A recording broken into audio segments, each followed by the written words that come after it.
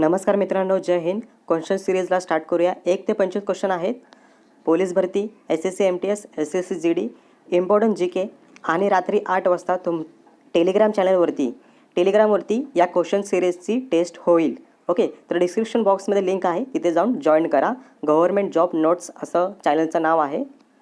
चला तर question सिरीजला start करूया. सराव प्रश्नसंच 1 हा पहिला प्रश्नसंच आहे. पहिला प्रश्न आहे, मोहनदास करमचंद गांधी यांना महात्मा गांधी ही पदवी कोणी दिली? मोहनदास करमचंद गांधी को महात्मा गांधी की उपाधि किसने दी थी? तो इसका आंसर है रवींद्रनाथ टागोर. इसके नोट्स भी देखते हैं. रवींद्रनाथ हे भारताचे व आशियातील पहिले नोबेल विजेते होते. टोपण नाव काय होतं? गुरुदेव. आणि जन्म झाला होता मे 7, 1861 1861 कोलकाता, भारत. तर अशा प्रकारे आपला पूर्ण लेक्चर होईल. पहिल्यांदा मराठीमध्ये क्वेश्चन, नंतर हिंदीमध्ये क्वेश्चन, नंतर पर्याय आणि आन्सर, आणि त्याच्यानंतर नोट्स असतील. नोट्स मित्रांनो खूप इम्पॉर्टंट आहेत, कारण नोट्सवरती अजून 2-3 आन्सर्स आपल्याला भेटतात. व्हिडिओ आवडला तर नक्कीच सबस्क्राईब करा. आणि डिस्क्रिप्शन बॉक्समध्ये गेल्यानंतर तुम्ही डायरेक्टली टेलिग्राम चॅनलची लिंक आहे, तिथे क्लिक करून तुम्ही डायरेक्टली टेलिग्राम चॅनलला जॉईन व्हा. दररोज तुम्हाला क्वेश्चन सिरीज नोट्स मिळतील. पुढील प्रश्न, महात्मा गांधींनी दांडी यात्रा व सविनय कायदेभंगाची चळवळ केव्हा सुरू केली? गांधी ने दांडी यात्रा और सविनय अवज्ञा आंदोलन कब शुरू किया था? तर याचा आन्सर आहे 1930 रोजी सविनय कायदेभंग सुरू झालं. तर त्याचे आपण नोट्स बघूया. मिठाच्या सत्याग्रहाची सुरुवात दांडी यात्रेने झाली. ही दांडी यात्रा मोर्चा साबरमती आश्रमापासून 12 मार्च 1930 रोजी सुरू झाली. गांधीजींच्या बरोबर त्यांचे 78 म्हणजेच की 78 निवडक अनुयायी होते. त्यात सरोजिनी नायडू, इला भट यांचा समावेश होता. यात्रा पुढे निघाली तशी तशी सहभागी लोकांची गर्दी वाढतच चालली होती आणि ही यात्रा 24 दिवस चालली होती. क्वेश्चन परत रिपीट करूया. महात्मा गांधी दांडी यात्रा व सविनय कायदेभंगाची चळवळ केव्हा सुरू झाली? इसवी सन 1930 रोजी. नेक्स्ट क्वेश्चन, इम्पॉर्टंट क्वेश्चन आहे. पहिला भारत मंत्री होण्याचा मान कोणाला मिळाला होता? पहिला भारत मंत्री होण्याचा मान कोणाला मिळाला होता? उन्हें भारत के पहले मंत्री होने के लिए सम्मानित किया गया था. तर याचा आन्सर आहे लॉर्ड स्टेनेल. का आन्सर आहे लॉर्ड स्टेनेल. याचे नोट्स बघा आपण. लॉर्ड स्टेनेल ही पहिली राज्य सचिव होते. त्यांनी 2 ऑगस्ट 1858 पूर्वी नियंत्रण मंडळाचे अध्यक्ष म्हणून काम केले होते. नेक्स्ट क्वेश्चन, हा इम्पॉर्टंट क्वेश्चन आहे. नेहरूंनी रिपोर्टमध्ये कशाची मागणी केली होती? नेहरू रिपोर्टमध्ये कशाची मागणी केली होती? रिपोर्ट में नेहरू की क्या मांग थी? तर याचा आन्सर आहे वसाहतीचे स्वराज्य, असं नेहरूंच्या रिपोर्टमध्ये होती, म्हणजे मागणी केली होती वसाहतीचे स्वराज्य. याचे नोट्स बघूया आपण. नेहरू रिपोर्टच्या इंडियाच्या पर्यवेक्षण नवीन अधिराज्य प्रवासाची सूत्रधार म्हणजेच की 28 ऑगस्ट 1928 रोजी ब्रिटनी सरकारच्या अहवालात हा अहवाल देण्यात आला होता, ज्यायोगी भारतीय काँग्रेसच्या आव्हानाचा सामना करावा लागतो. जवाहरलाल नेहरू हे तेव्हा सचिव होते. नेक्स्ट क्वेश्चन, विष्णू गणेश पिंगळे कोणत्या जिल्ह्यातील होते? विष्णू गणेश पिंगळे हे कोणत्या जिल्ह्यातील होते? विष्णू गणेश पिंगळे किस जिल्हे में से थे? तर त्याचा आन्सर आहे पुणे. का आन्सर आहे पुणे. याचे नोट्स बघूया आपण. नोट्स खूप इम्पॉर्टंट असतात. विष्णू पिंगळे हे पुणे जिल्ह्यातील तळेगाव म्हणजेच की डमढेरे या गावचे राहणारे असून इसवी सन 1911 साली अमेरिकेतून इंजिनियर झाले होते. नेक्स्ट क्वेश्चन, एप्रिल 1859 मध्ये तात्या टोपे यांनी कोठे फाशी देण्यात आली? तात्या टोपे को अप्रैल 1859 में कहाँ फांसी दी गई थी? तर त्याचा आन्सर आहे शिरपी. का आन्सर आहे शिरपी. याचे नोट्स बघूया आपण. रामचंद्र उर्फ रघुनाथ पांडुरंग येवलेकर उर्फ तात्या टोपे यांचं टोपण नाव काय आहे? तात्या टोपे. जन्म इसवी सन 1814, मृत्यू 18 एप्रिल इसवी सन 1859. हे 1857च्या उठावामधील सेनानी होते. त्यांचं टोपण नाव होतं तात्या टोपे. त्यांचा जन्म 1814 येवला, नाशिक येथे झाला होता. क्वेश्चन हा खूप इम्पॉर्टंट आहे. एप्रिल 1859 तात्या टोपे यांनी कोठे फाशी देण्यात आली होती? यांना कोठे फाशी देण्यात आली होती? शिरपीमध्ये. ओके, नेक्स्ट क्वेश्चन, दिनांक 16 ऑगस्ट 1932 रोजी जातीय निवाडा कोणी प्रसिद्ध केला? 16 ऑगस्ट 1932 को जातीय निर्णय किसने प्रकाशित किया गया था? तर याचा आन्सर आहे रॉमेस मॅकडॉनल्ड्स. का आन्सर आहे रॉमेस मॅकडॉनल्ड्स. नोट्स बघूया आपण.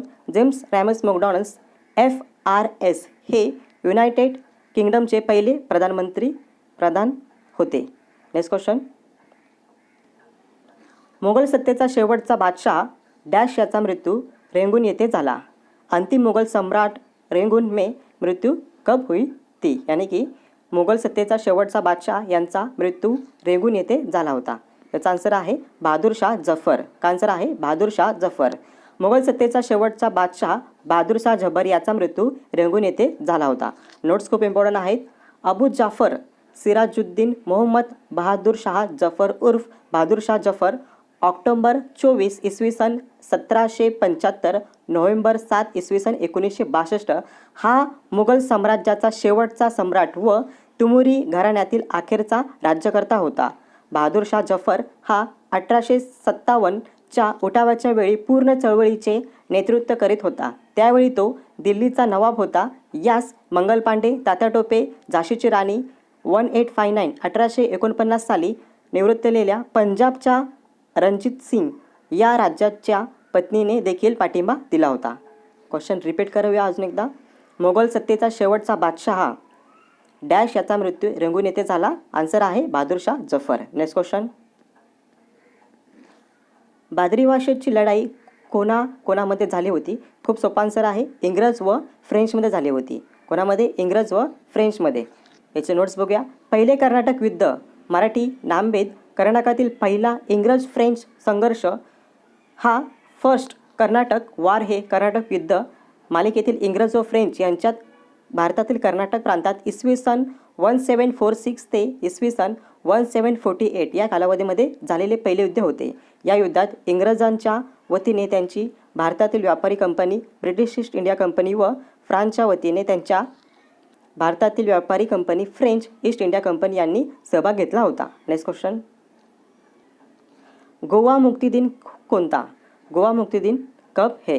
याचा आन्सर आहे 19 डिसेंबर 1961. कधी आहे गोवा मुक्ती दिवस? 19 डिसेंबर 1961. याचे नोट्स बघूया. गोवा राज्यातील पोर्तुगालच्या तावडीतून सोडवण्यासाठीचे आंदोलन केले गेले त्यास गोवा मुक्ती संग्राम असे संबोधले जातात. 19 डिसेंबर 1961 रोजी भारतीय सेनेने गोवा, दमण व दीव हा पोर्तुगीज हिंदुस्थानातील उर्वरित प्रदेश मुक्त केला. दादर नगर हवेली हा पोर्तुगीज हिंदुस्थानातील प्रदेश यापूर्वीच मुक्त करण्यात आला होता. गोव्याच्या मुक्तीबरोबर पोर्तुगाजांचे हिंदुस्थानातील सुमारे 450 वर्षाचे राज्य समाप्त झाले. Next question. काँग्रेसचे ग्रामीण भागातील पहिले अधिवेशन डॅश येथे 22 डिसेंबर 1936 रोजी भरले होते. ग्रामीण क्षेत्रों में कांग्रेस का पहला अधिवेशन डैश या 22 डिसेंबर 1936 को हुआ था. याचा आन्सर आहे फैजूपुर. परत क्वेश्चन रिपीट करूया. काँग्रेसचे ग्रामीण भागातील पहिले अधिवेशन फैजूपुर येथे 22 डिसेंबर 1936 रोजी भरले होते. याचे नोट्स बघूया आपण. फैजपूर हे जळगाव जिल्ह्यातील यावल तालुक्यातील एक गाव आहे. इसवी सन 1936 फैजपूर येथे ग्रामीण भागातील पहिले काँग्रेस अधिवेशन भरले. महाराष्ट्रातल्या जळगाव जिल्ह्यातील फैजपूर येथे भरलेल्या 50व्या काँग्रेसच्या राष्ट्रीय अधिवेशनाचे सौदाशक शंकर श्रीकृष्ण देव यांनी भूषवले. फैजपूर येथे खंडोबाचे मंदिर असून तेथे फल्गुन अमावस्येला मोठी यात्रा भरते. Next question. ईस्ट इंडिया कंपनीचा कारभार केव्हा समाप्त झाला? ईस्ट इंडिया कंपनी का अंत कब हुआ? याचा आन्सर आहे 1858 रोजी. The British East India Company ही 7व्या शतकात इंग्लंडमध्ये स्थापन झालेली एक कंपनी होती. Next question. अभिनव भारत संघटनेची स्थापना कुठे झाली? अभिनव भारत संघट की स्थापना कहाँ पर हुई थी? याचा आन्सर आहे महाराष्ट्रामध्ये. कुठे? महाराष्ट्रामध्ये. अभिनव भारत समिती यंग इंडिया सोसायटी ही विनायक दामोदर सावरकर आणि त्यांचे भाऊ गणेश दामोदर सावरकर आणि नारायण दामोदर सावरकर यांनी 1904 मध्ये स्थापन केलेली एक गुप्त संघटना आहे. Next question. भारतीय राष्ट्रीय काँग्रेसची पहिली भारतीय महिला अध्यक्षा कोण? भारतीय राष्ट्रीय काँग्रेस की पहिली भारतीय महिला अध्यक्ष कोणती? याचा आन्सर आहे सरोजी नायडू. सरोजी नायडू 13 फरवरी 1879 2 मार्च 1949 भारतीय स्वातंत्र्य लढ्यातील एक थोर कार्यकर्ता, प्रभावी वक्तव्य आणि कवयित्री. त्यांचा जन्म हैदराबाद येथे सदन कुटुंबात झाला. त्यांचे पूर्ण नाव सरोजिनी आघोरनाथ चट्टोपाध्याय चटर्जी. Next question. ब्रह्मदेश भारतापासून कोणत्या साली वेगळा झाला? ब्रह्मदेश किस वर्ष में भारत से अलग हुआ? इसवी सन 1935 रोजी. कधी झाला होता? 1935 रोजी. म्यानमार म्हणजेच त्याला ब्रह्मदेश असे म्हटले जाते. याच्या आपण नोट्स बघूया. Republic of union of Myanmar जुने नाव ब्रह्मो म्हणजेच की ब्रह्मदेश हा आग्नेय आशियातील एक देश आहे. 676,578 वर्ग किलोमीटर क्षेत्रफळ असलेला हा देश क्षेत्रफळाच्या दृष्टीने आग्नेय आशियातील सर्वात मोठा देश आहे. या देशाची लोकसंख्या जवळपास 6 कोटी असून लोकसंख्येच्या बाबतीत त्याचा जगात 24वा क्रमांक लागतो. या देशाच्या ईशान्येस चीन, पूर्वेस लाओस, आग्नेयेस थायलंड, पश्चिमेस बांगलादेश, वायव्येस भारत हे देश असून नैऋत्यास बांगलादेशाची उपसागर येथील बहुसंख्य जनता बौद्ध धर्मीय आहे. म्यानमारला एकूण परिघाच्या 1/3 म्हणजेच 1930 किलोमीटर लांबीचे मोठी किनारपट्टी लाभलेली आहे. पेट्रोलियम, शिसे, जस्त, तांबे, टंगस्टन ही येथील प्रमुख खनिजे आहेत. Next question. अनुशीलन समितीची स्थापना कोणत्या प्रांतात झाली? अनुशीलन समिती की गठन किस प्रांत में हुआ था? तर याचा आन्सर आहे बंगालमध्ये. कुठे? बंगालमध्ये. अनुसूचित भारत स्वतंत्र वेळ बंगालमध्ये बनली होती. Next question. पुणे या जिल्ह्यामध्ये खालीलपैकी कोणती शिखर आहे? निम्नलिखित में से कौन सी चोटियाँ पुणे जिल्हे में है? याचा आन्सर आहे नाना घाट. का आन्सर आहे नाणे घाट. नाणे घाट हा भारताच्या महाराष्ट्र राज्यातील एक प्राचीन व्यापारी घाट मार्ग आहे. हा मार्ग पूर्वेचे जुन्नर व कोकणातील भाग यांना जोडतो. हा घाट मार्ग सातवाहनकालीन आहे. व्यापारासाठी सोयीची व्हावी यासाठी देश व कोकणाला जोडत हा घाट खोदण्यात आला. इसवी सन पूर्वी आपल्या शतकात हे खोदकाम झाले. या वर्गाचे एक टोक व जुन्नर दिशाला तर दुसरे खालील कोकणाला मोडलेले आहे. याचे नाव आहे नाणेघाट. उंची आहे 2724 फूट. प्रकार गिरिदुर्ग आणि लढाई श्रेणी आहे मध्यम. ठिकाण ठाणे जिल्हा महाराष्ट्र. जवळचे गाव वैशाखरे आणि डोंगररांगा हरिश्चंद्राची रांग आहे. सध्याची अवस्था व्यवस्थित आहे. Next question. तोरणा या पर्वत शिखराची उंची किती? तोरणा की ऊंचाई कितनी है? याचा आन्सर आहे 1404 मीटर. तोरणा हा भारताचा महाराष्ट्र राज्यातील सह्याद्री पर्वतमधील डोंगरी किल्ला आहे. छत्रपती शिवाजी महाराजांनी स्वराज्य स्थापन करीत असताना इसवी सन 1647 मध्ये अगदी पहिलाच घेतलेला हा किल्ला होता. छत्रपती शिवाजी महाराजांनी हा किल्ला घेऊन स्वराज्याचे तोरण बांधले म्हणून या किल्ल्याचे नाव तोरणा किल्ला असे ठेवण्यात आले.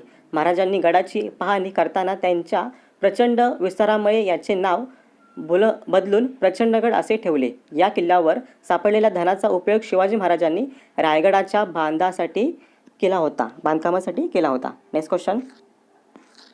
भीमा या नदीची एकूण लांबी किती? भीमा नदी की कुल लंबाई कितनी है? 452 किलोमीटर. भीमा नदी पश्चिम भारतातील प्रमुख नदी आहे.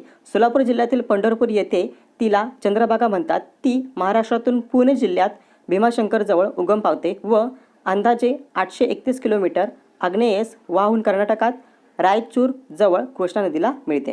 Next question. कोयना या नदीचे उगमस्थान खालीलपैकी कोणते आहे? कोयना किस नदी से निकलती है? याचा आन्सर आहे महाबळेश्वर. फिर से रिपीट करते हैं. कोयना या नदीचे उगमस्थान खालीलपैकी कोणते? कोयना नदी के किससे निकलती है? महाबळेश्वर. नोट्स बघूया आपण याचे. कोयना नदी ही महाराष्ट्रातील एक प्रमुख नदी आहे. ही कृष्णेची उपनदी आहे. महाड गावाजवळ या दोन्ही नद्यांचा संगम आहे. कोयना नदी व सोळशी नदीचा तामुळा येथे संगम होऊन ती पुढे कोयना धरणात समावते. शिवसागर जलाशय या नावानेही ती ओळखली जाते. पाटण येथील तिला केरा नदी असे मिळते. Next question. जगात सर्वाधिक दूध उत्पादन करणारा देश कोणता? विश्व का सबसे बड़ा दूध उत्पादन देश कौन सा है? भारत.